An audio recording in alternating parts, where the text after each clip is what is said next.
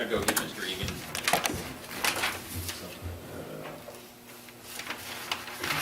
Okay, we're going to resume with H6. It's the letter to the Commissioner, Department of Health and Agriculture. Oh, okay, I'll make a motion to approve that. That's the one from the fluoridation county. Yep, Yeah. Yes. I'll second that. Good trust me. Is there any public comment on item H6? It's been moved and second. All those in favor, say aye. Aye. Aye. Aye, chair votes aye.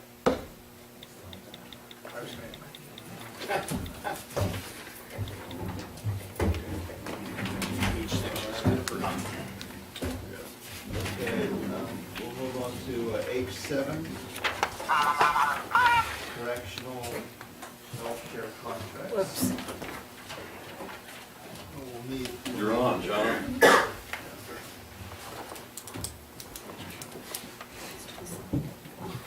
Thank you, Mr. Chairman, members of the board, John Mino, Undersheriff. We have two items, two separate items that in total are 5 different contracts that are for healthcare services at the county jail and the juvenile hall. As most of you are aware, for the past 20-plus years, we've had an exclusive arrangement with Dr. Meadows, where he or one of his staff would come in, handle the daily sick call, handle the on-call business, prescribing of medications, and coordinate care with other providers for lab work, x-rays, etc. Dr. Meadows, a couple of months ago, expressed his desire to get out of the correctional healthcare business. It's quite demanding, 7 days a week to have to be in the jail, and he lost one of his main PAs, so he was ready to be out. We started down a track with Northeastern to try and work out a local option. Sometime into that, it failed. They didn't have the interest to go forward. So then we quickly reset and scrambled to try and put something together, because Dr. Meadows had told us June 1 he was out. And obviously we can't go a day without sick call or having a doctor or someone in there to coordinate healthcare. So Meadows has agreed to stay on primarily as the medical director, to give the oversight, to give the program a physician's supervision that it has to have. And then there were a group of physician's assistants and one nurse practitioner that are willing to work with Meadows under his guidance to provide the sick call and what Meadows has done historically. So you'll see contract number 1 is for Dr. Meadows to be the supervision for both us and juvenile hall. That's $6 grand a month. You'll see contracts. The other 4 contracts essentially work out. That group had come to us with 10 grand a month to do the sick call. We worked that out to a per unit rate, so they could, between the 4 of them, they could split this out, and depending on who came in, because all of them have other jobs. 3 of them are PAs out of the prison, 1 of them works at Northeastern. So of those 4, they're going to share the load on the daily sick call. So we can bill independently to reconcile that. That comes out to about a $400 a day sick call rate to cover us and the juvenile hall. This, we put this together as whether you want to call it an urgency or an emergency type contract, because clearly we couldn't go without any healthcare services, and we were rolling towards the edge of a cliff come June 1st. So we put it together. The sheriff and I met with several different private vendors at the state sheriff's conference last month to talk about a private option that comes in, and they have very inclusive, very expansive healthcare coverages for county detention facilities. And the word we got is optimistically that's 4 to 6 months to put something together. So you'll see on this contract, we built this with a term of December 31. And while that might seem to be a number of months on an interim or an emergency type contract, we think that's the bare minimum we're going to need to try and get out to RFP, get bids back, get in front of the board, and decide if there's a different option that we can do moving forward. Just for the sake of full clarity here, gentlemen, this was not publicly bid, it wasn't competitive. We didn't have the time to put that together by June 1. There were 2 different PA groups that gave us bids. The group that we're recommending here today came in at the basically $120,000 a year range. The other group came in at $135,000. And I've already talked to the other bidder, let him know that we're going to ask the board to adopt these contracts today. They'll have a December 31 sunset. And in the interim, we intend to go out, get a very expansive, put a bid package together that, to give you an idea, here's what it would take to get us to the industry standard, and see if that's something that is doable, that is affordable, that we can fit into the budget. If it is, then we would recommend that we move ahead on that track. If the board decides that it's not, it's just not viable at the time based on the price tag, then we would say we go back, reload, and talk about either a longer-term extension of what you see today, or some hybrid that is maybe between what we have today and what we think is optimal. In the end, gentlemen, this is a go forward of what we're doing right now. This is host a daily sick call, handle prescriptions. This doesn't talk about, and doesn't contemplate some of the nursing coverage that the sheriff and I have chatted with you about, for pill delivery, or for triage of new inmates, or for helping coordinate care when somebody leaves the county jail and comes right back out into our community. So the two contracts in combined are basically $16,000 a month, and that would be from starting next Monday through December 31st. And that's going to put us under the gun to get a lot of work done between now and the end of the calendar year to see what our other options are moving forward. With that, any questions, David?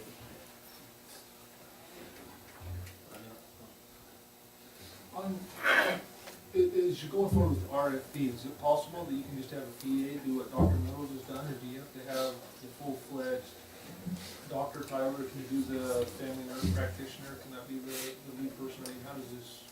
It's going to require a physician for oversight, and then the physician can give oversight to either family nurse practitioners or physician's assistants, but they have to function with the supervision of a doctor. So the doctor has to have the title, but you could have a PA in there every day of the month? And frankly, Aaron, that's what's happened for a long time. Dr. Meadows, it's his practice that handles it, but by and large, it's been PAs, and which is perfectly legitimate, because they're still functioning under the supervision of the MD. Except for Meadows does take the after-hours calls from the jail, someone is experiencing some kind of medical issue. Meadows still does pick up the phone when we call him and answer all of those himself. And what's the family nurse practitioner? I mean, what's their level? You have the doctor up here and the PA, where's the family nurse practitioner? Very similar to a PA. We're learning some of this as we go, Aaron, but they came up through the nursing ranks. So when we work this out with these groups in consultation with Meadows, the contract that you'll see for the family nurse practitioner is identical to the PA. They're functionally equivalent for us. There are some different licensing that they have in the medical world, but for purposes of hosting sick call, they will functionally the same. John, this comes up to $192,000 a year. What's that in comparison to what we've been paying since the last year? Considerably more. We've been paying $8,000 a month Considerably. combined for us and for juvenile hall. When we started down the track with Northeastern, they told us it would be $15,000 a month to put this together. This will be just slightly less than that. I'm sorry, not slightly less than 15. Slightly less than, slightly more than the 15. So, I mean, a year ago we were paying half this. Yes. We don't have any other choice though. We don't have three options. We got option one and that's it. That's the problem, that's why we've met with you multiple times, because we knew that this was gonna end up looking something like this. And again, this isn't much, this is about what we're doing now, it's basically the minimum. If Dr. Meadows was to pull out, where would we be then? If he pulls out right now, we won't be able to comply with the law in providing sick call. We'd have to find a way to haul people and We have to recall him out of it. You'd be hauling up to Northeastern every day in a chain gang. It had to be double this. It'd be a lot better. Are you guys really comfortable with the length of this contract? Is it gonna allow you enough time to seek a more permanent contract? You know, Tom, if it doesn't, then we They'll would extend. come back and look for an extension. What we didn't want to do is throw out a year-long contract, because there could be other, providers here in town that would say, hey, I would have jumped on that had I known. Just time didn't allow for that. There was no way we could put that out in a short time window. How do you get that out? How We'll you do a advertise? formal advertised RFP, and Yeah, we'll, Joe, Yeah, John actually, and I want to commend him on his work. I mean, this has been a mountain of work, what you have in front of you, and John built those contracts based on input from, or examples from other counties and what we had in the way of our old agreement, which was pretty anorexic. But he did a ton of work on this, I just want to thank him. And again, it's not just for our department, it's for probation too, so he's done a great deal of work on behalf of both departments. But the RFP, we've already done, working on the same thing. We've got examples from other counties. We are getting samples from other vendors. You know, there are some businesses who, this is all they. Specialized in that. Yeah, I would be they amazed specialize if in there this. wasn't. And most It's of probably them, expensive. and just in talking to them, most of them, before they'll even enter an agreement, they wouldn't provide what we are doing here, because they'll say it's not enough. They'll only enter an agreement if it meets their standards and what they think we need. So we'll see what it's gonna end up looking like, but we're gonna work hard on building that RFP and getting something out in the very near future. And like John said, we didn't wanna go too far out in case there were other interested parties, but we needed to make sure we had enough room to try to get this issue. In the end, if we end up a couple months short, maybe we'll be right back here asking for an extension and asking Meadows and his, the PA group to help us out for another couple additional months, but. But you're right, Bob, we're over a barrel. I mean, there's just tons of options. This is something we have to do. And the option of hauling them up to Northeastern is, Not an option. it's just not a good option. Thank you, Tom. I know it's, like as Dean said, all the work, I mean, I know. It's, good job. Thank you. Beating the deadline. All right. Is there Luckily any- Meadows is going along with this. Yeah.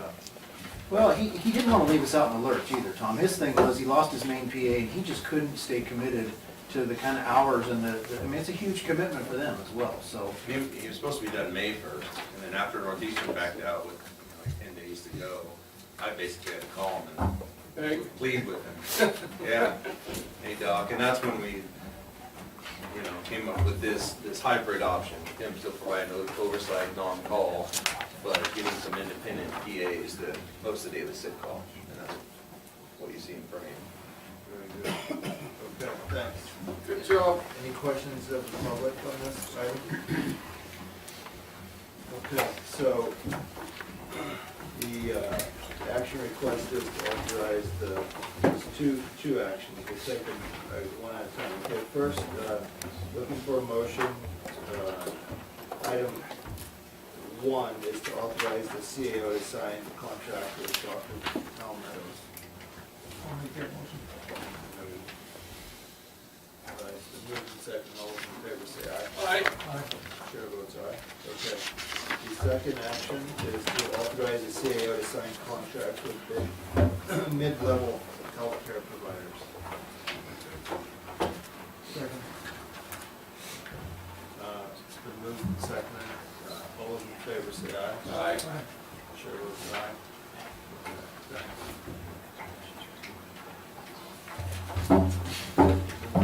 Thanks, John. Thank you. Okay, let's quickly take up item 8. Is there anything, Richard, under? Is that me? I did have a couple of things. Last week, under public comment, her name's escaping me now, from Elmed came. Teresa Phillips came and complained that Elmed had not been notified about the release of an or the discussion of a release of an RFP for the energy element, and indicated that they'd like to participate in that. And I was a little bit surprised by that, so I followed up on it, and in fact, they had received the letter on May 12th, that was May 20th, and it had been lost in their internal mail system, and they had subsequently located it. So I just wanted to let the board know that Maury did send the letters to everybody, and they received them, they just lost them in their internal system. And that's all I have. So that was discussed last week, that energy deal? No, No, the Teresa Phillips. yeah, she could come to public comment. Yeah. Say, Wondering why she wasn't notified. wonder why they weren't notified, just a miscommunications within their organization. Yeah. But the last, The- we had a meeting on that, where we sort of. I think the board's direction, and I wasn't at that meeting, the board's direction back in November or December was to not, At the Veterans Hall. at the Veterans Hall, was to We can do not nothing. do an RFP, but for some reason to solicit input from other agencies in case we ever do issue an RFP. And that was the purpose of the letter. Okay. And she didn't think, just wasn't aware that they got there, but she probably heard other people have one. Right. Some, so, anyway. Well, and I did communicate with her by email too. All right, so that's it, nothing under I? Okay. All right, so, let's move over to the, D5, 1 o'clock item, planning and building services.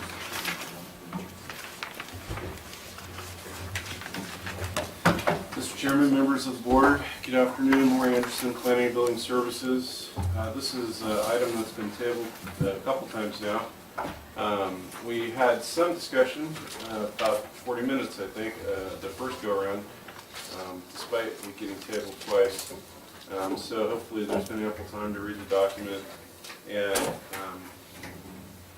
I want to, if I may, suggest that I want to go through any part of it that you want, but in the effort to save Mr. Grouden some time and Mr. Minot, I would like, if it serves the board, to move into potential items in the future, one of them being updating our marijuana ordinance.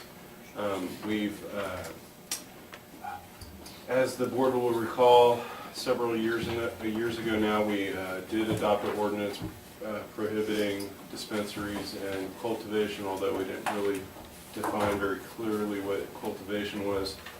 We've had a number of complaints. Code enforcement gets complaints all the time. Usually they're to do with outside grows.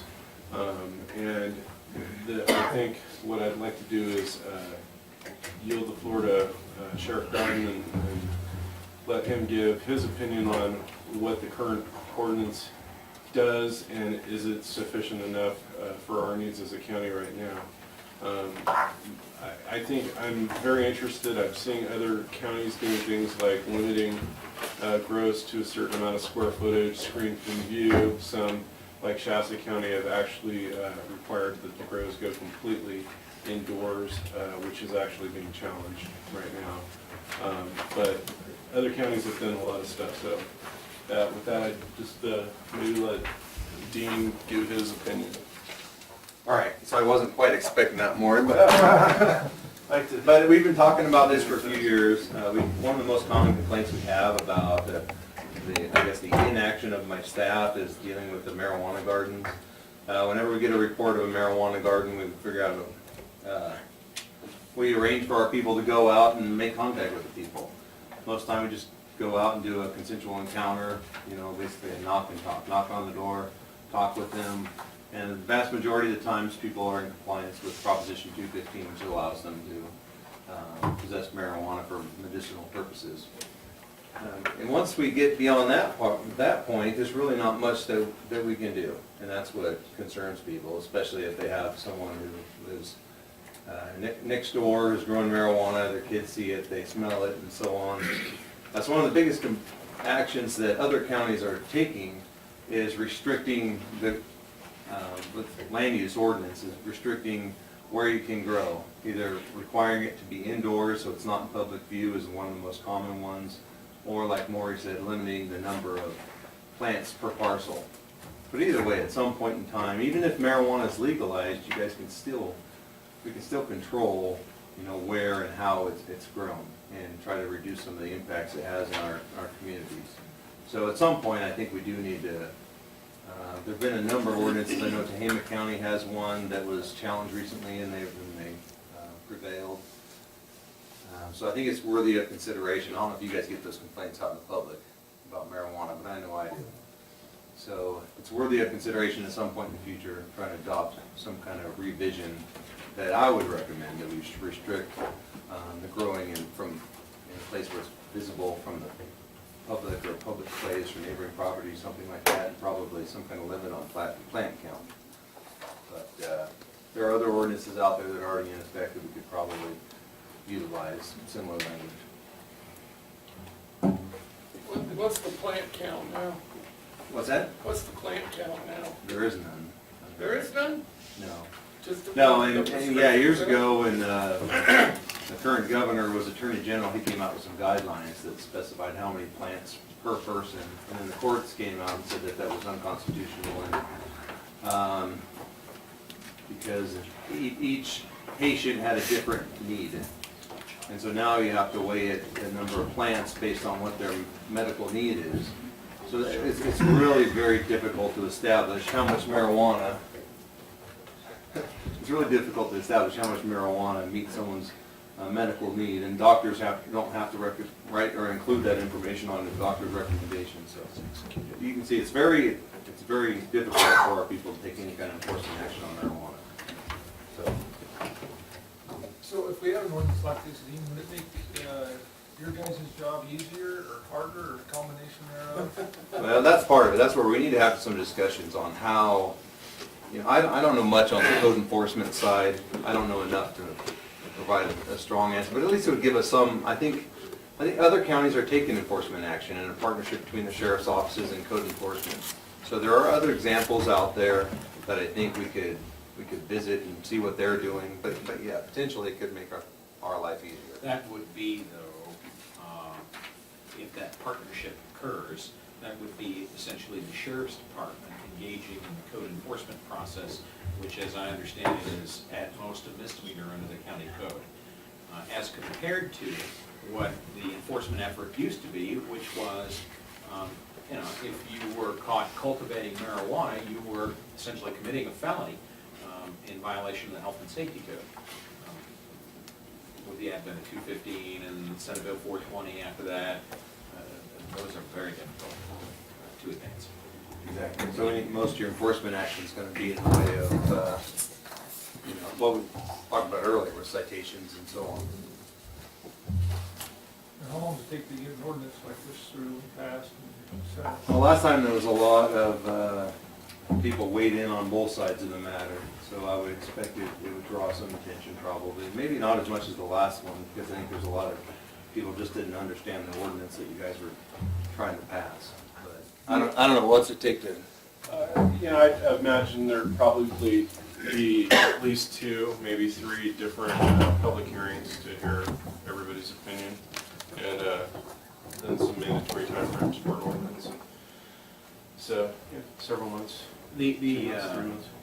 prospect, in time, place, and manner restrictions are, and have been established to be legitimate limitations on this kind of land use. But there are some counties that have, I think you mentioned Tehama, and I think Shasta recently, have embarked in further limiting individuals' land use in this area, and it's led to litigation. I think it's probably prudent to see how successful they become in their effort to limit in the particular ways that they seek to limit it. And so I am personally one to want to be cautious about where we go on the limitation issue, cost, if we end up in litigation. So. Right, And we will. and we don't know the outcome of Shasta, but we do know the outcome of Tehama. Tehama's stood. So there are all different levels that the board can look at, and one thing we didn't mention too, as well as limiting where you can on your parcel or how much, and viewed from screen is also the idea of sensitive receptors like bus stops and schools and those sorts of things, distance therefrom. So those would be things, if the board decides on their wish list of staff time where to put this resource, we would look at those options. It did seem like it is a topic that might want to be addressed by a bunch of folks on both sides. We had someone that presented last meeting, I think, that wants to have a discussion about it, Yes. perhaps expanding the ability to do it. And there are maybe some other folks that want to have the discussion to perhaps narrow.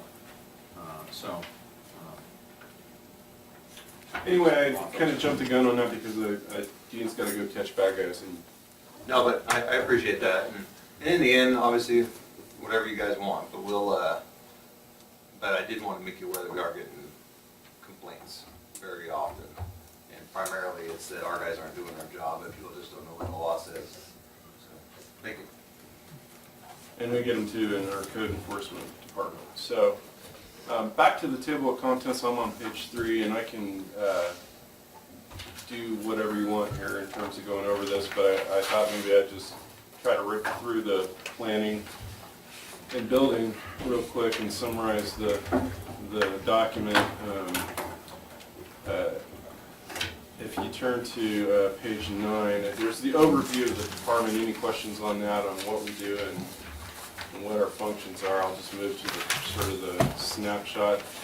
The only thing to say about the planning and building services is we have our flow chart of employees on page 8, and just note since the decline of the economy, we have several vacant positions reflecting that downturn, but as I said last time, a lot of the work doesn't change. We may have less building permits, but we have a lot of the same responsibilities. So I won't go through the functions unless anybody wants to hear all of them or has a question about something. So scheduled activities, we just talked about medical marijuana. I'm on page 13.